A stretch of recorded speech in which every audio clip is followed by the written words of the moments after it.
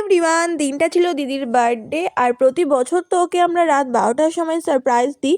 সেই কারণে এবছরও আমরা সবাই মিলে এখানে দেখো বেলুন টেলুনগুলো রেডি করছিলাম। এই হলো ডেকোরেশনের জিনিস আর এই হলো কেক।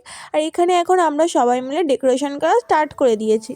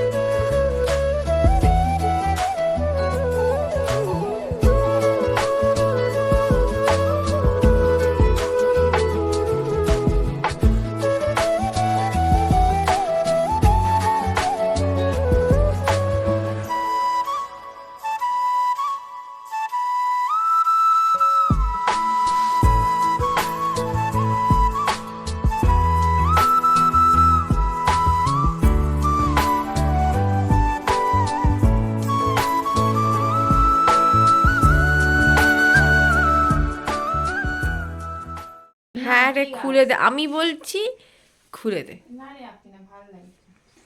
ওটা একটু উপরে দে, এটা এরকম ঠিক আছে। এটা ফাঁকা ফাঁকা লাগবে। ফাঁকা ফাঁকা লাগুক, সিম্পলটাই সুন্দর। এটা হচ্ছে কেক। ফার্স্ট আমরা এই কেকটা নিয়ে সারপ্রাইজ দিতে যাব। সারপ্রাইজ ঠিক না, জেনে গেছে আমার মনে হয়। তুই চুপ কর। আরে প্রত্যেকটা কাজে তুই গন্ডগোল করবি, চাই তোর। এই হচ্ছে আমাদের বার্থডে কেক। এই তো আমাদের ডেকোরেশন করা ফুল কমপ্লিট। আর খুব সিম্পলভাবেই ডেকোরেশনটা করেছি, কারণ টাইম আমাদের হাতে খুব কম ছিল, 12টার আগে কমপ্লিট করতে হতো তাই। প্রত্যেক বছরের মতো এবছরও সাইল আসবে। আর এটা নিয়ে আমাদের সাইল, হ্যালো, আর এটা নিয়ে আমাদের সাইলা ফোন করেছে বলতে বলতে। এটা নিয়ে আমাদের 6 বছর কি 7 বছর হচ্ছে আমরা বার্থডে সেলিব্রেশন করছি। তো এটা এখন কন্টিনিউ হতে থাকবে যতদিন না ও বিয়ে করে শ্বশুর বাড়ি যাচ্ছে।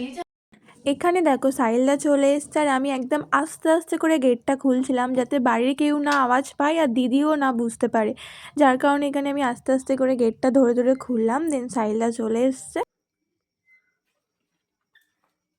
আর সাইলদা যে এসছে সেটা শুধু দিদি না, আমাদের বাড়ির কেউই জানতো না। প্রত্যেকবারের মতো সাহিল যেমন চলে এসছে। আর কি এনেছিস? এগুলো নিয়ে এসছে। এখানে দেখো এখন 12টা 10-15 মতো বাজে আর এখনই আমরা দিদির রুমে গিয়েছিলাম। তার আগে যাইনি, কারণ ও যাতে ইমাজিনই না করতে পারে এবছরও আমরা ওর বার্থডেটা সেলিব্রেট করছি।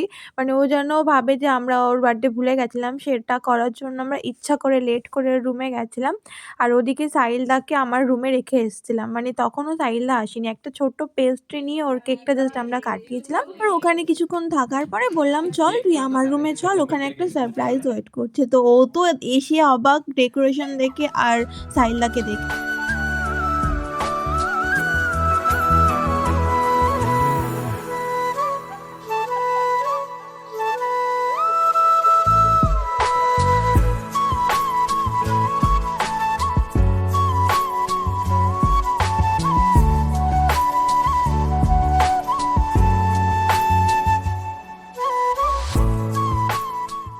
দেন দিদিকে বললাম তুই যা রেডি হয়ে আয়। তো রেডি হয়ে আসার পর এখানে আমরা সবাই মিলে গ্রুপ পিক তুলছিলাম। তারপর আমরা চলে এসেছি কেক কাটিংয়ের দিকে।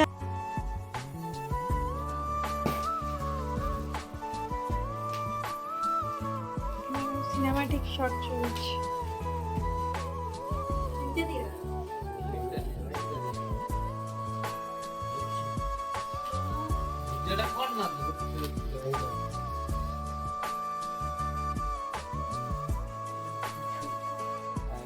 Happy birthday to you.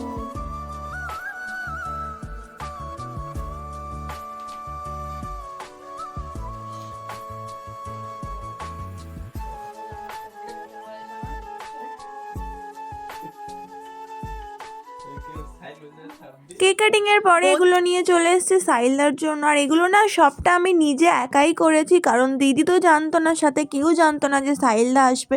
এবার জামাই মানুষ, তার জন্য কিছু একটা না করলে হয়, তাই না বলো? সব ক্রেডিট আমার, আমি কিন্তু সব নিজে হাতে করেছি। আচ্ছা এডিটটা বন্ধ করো, ও তো ভিডিও, আমি তো ভিডিও করছি। আচ্ছা না না হ্যাঁ 500 খেয়ে বল, রিভিউ দে, আমি সব করেছি। সত্যি এবারে কিন্তু আমি এইসব কোনো টের পাইনি। আমি ওরম ভাবে করেছি, ওই জন্য। এখানে আমার ভাই সালাদটা খেয়ে বলছে সালাদটা ভালো হয়নি। কোনো মানে হয় বলো, সালাদ আবার কি ভালো হবে?